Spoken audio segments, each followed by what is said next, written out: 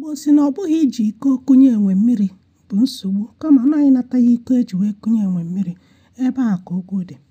Ihe mere m ji wee na-ekwu okwu a bụ maka ụmụ okorobịa Soludo jeje kpọkọtacha bulu egbe bunye ha. Ọ bụghị jeje kpọkọta ụmụ okorobịa bulu egbe bunye ha sị na ha na-echekwa obodo, na ha na-eweta udo, na ha na-achụ ndị ọjọọ n'obodo.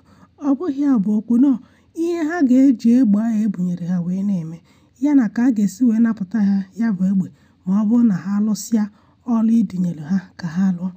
Unu na-anya kịta na afụ n'ọkwa ụmụ okorobịa a sị na-echekwa obodo na-achụ ndị ọjọọ, na ọha nwanọzi na toll gate Ọnịcha na-anakọrọzi gịnị ndị moto na ndị keke ego nke osonọrụ ediri ha.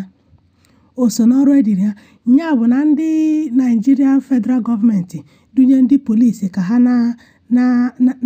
na-amị ndị be anyị ego.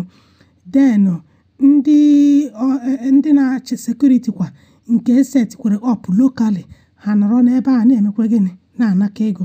Mana ihe m chọziri ịjụ bụ nke dị mkpa bụ kedu ihe mere ha na-eji ekpuchi ihu.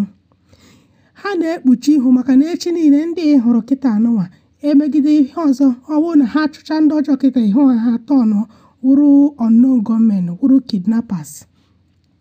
Ha na-ekpuchi ihu ka a hapụ ịmata ha. Kedu ihe pipu eji tax people's money eji akwụ ha ụgwọ? Kedu ihe mere ha na-arụ ọrụ ha na-ekpuchi ihu?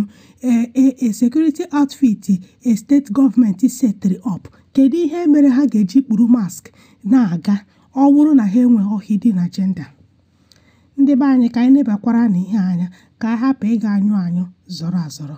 Ndewonu. Ọ ka bụkwado unu nwaanyị Ngozi Mmadụ, onye nta akụkọ gị n'Igboamaka TV. Ka emesịa nụ.